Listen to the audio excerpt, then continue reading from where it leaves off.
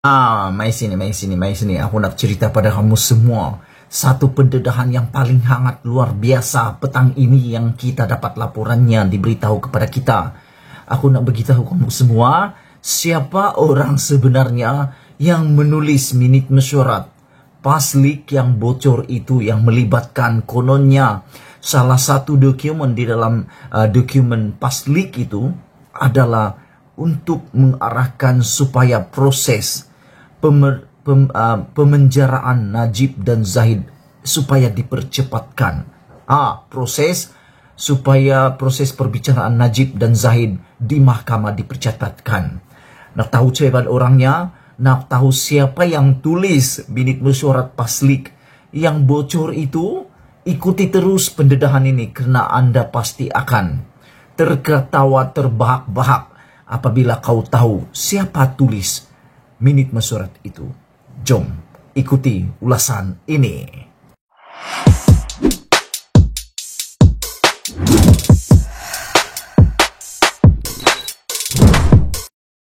Selamat petang, salam sejahtera. Terima kasih karena bersama dengan saya di Nazilin Unity Channel. Isu paling hangat yang sekarang ini sedang menghantui seluruh politik Malaysia adalah apabila satu dokumen yang sulit dipanggil paslik telah ditularkan. Tapi hari ini satu pengakuan luar biasa, satu keputusan dan pendedahan luar biasa daripada Muhammad Sanusi, Menteri Besar Kedah, amat mengejutkan Malaysia. Seperti yang pernah saya katakan sebelum ini, mungkin saja minit mesyuarat tersebut bukan dihasilkan oleh PAS, tetapi dihasilkan oleh pihak lain yang berkepentingan. Minit mesyuarat itu dicipta-cipta bagi kepentingan pihak yang lain. Akhirnya hari ini, konspirasi ini, ataupun dakwaan ini, ataupun telaan saya, jangkaan saya akhirnya disokong oleh pengakuan daripada Muhammad Sanusi sendiri apabila Muhammad Sanusi mengatakan dokumen tersebut mungkin ditulis oleh Jibun. amat melucukan apabila Muhammad Sanusi mengatakan dokumen tersebut adalah dokumen yang sampah, tidak boleh dianggap benar dan amat tidak menepati format seperti minit mesyuarat PAS.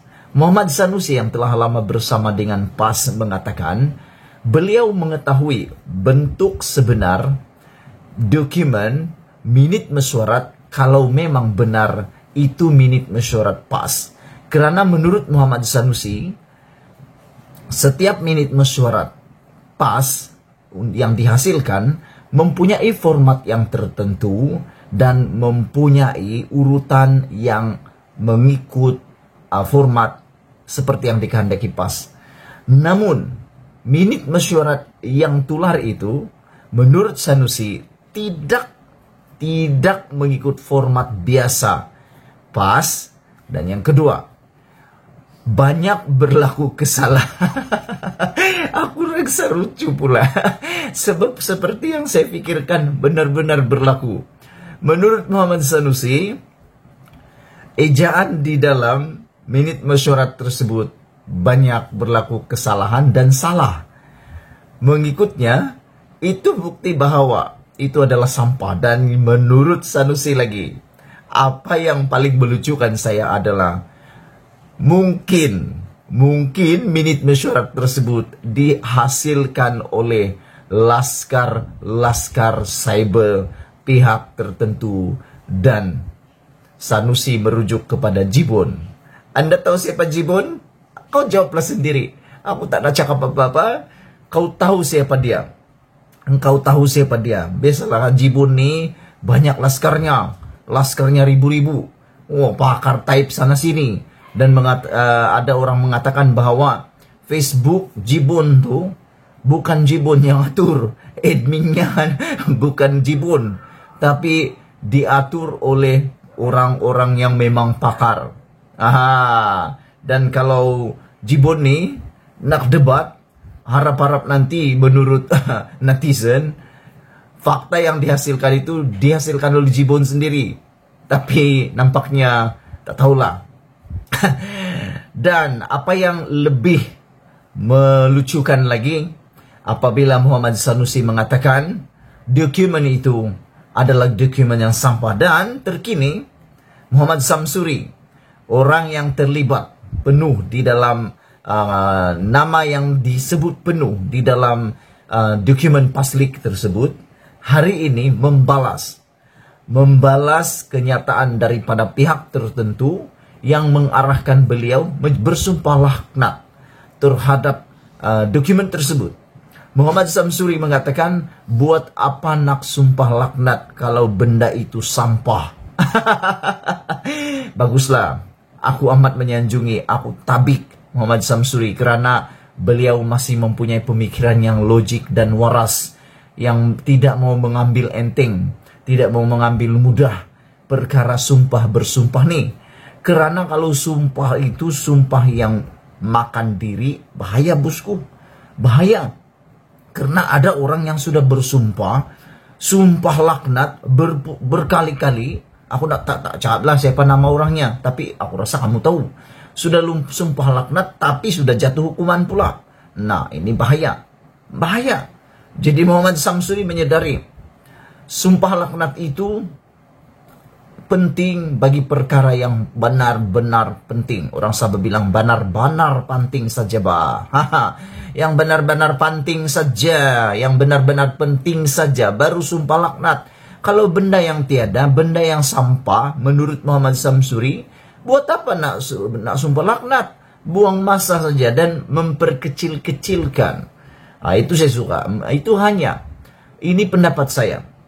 Sumpah laknat pada benda yang sampah itu akan mengurangkan nilai sumpah laknat itu. Kerana pada waktu yang lain, sumpah laknat itu menjadi seperti benda yang paling tidak bernilai lagi pada mereka yang tidak mementingkan nilai sumpah laknat itu. Jadi hari ini aku agak terkejut dan aku lucu. Kerana apa yang orang sembang kat kedai kopi, yang orang kata sebelum ini, bila aku cakap, aku kata, orang kata sembang kari, simbang kat kedai kopi, tiada faktanya. Hari ini disokong oleh Muhammad Sanusi apabila, aku lucu lah, apabila Muhammad Sanusi katakan, dokumen tersebut paslik, dokumen paslik tersebut mungkin saja adalah ditulis oleh Laskar Cyber. Laskar Cyber yang diupah untuk lebih menghangatkan suasana dan untuk menyokong orang-orang tertentu. Dan yang aku lucu bila Muhammad Sanusi mengatakan mungkin Laskar Jibun, dia merujuk kepada Jibun. Aku pun tak tahulah siapa yang dirujuk sebenarnya Jibun tu, sebab taklah disebut sangat dalam laporan Malaysia kini, tak disebut pula siapa yang dirujuk sebagai Jibun itu. Jadi nanti adalah orang yang makan lada teratas rasa pedasnya kan. Cuma itulah, tak ada bukti siapa yang tulis. Hanya Laskar Cyber saja yang disebut oleh Muhammad Sanusi. Tak pedulilah siapapun Laskar Cyber itu. Aku rasa perbuatan itu adalah perbuatan yang amat jijik, khianat dan sampah.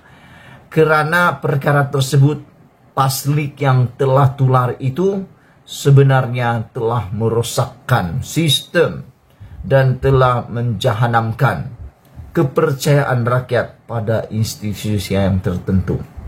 Aku harap perkara ini cepat-cepatlah diselesaikan. Oke, kalaupun perlu disiasat-siasatlah sampai orang yang terlibat itu kedapatan.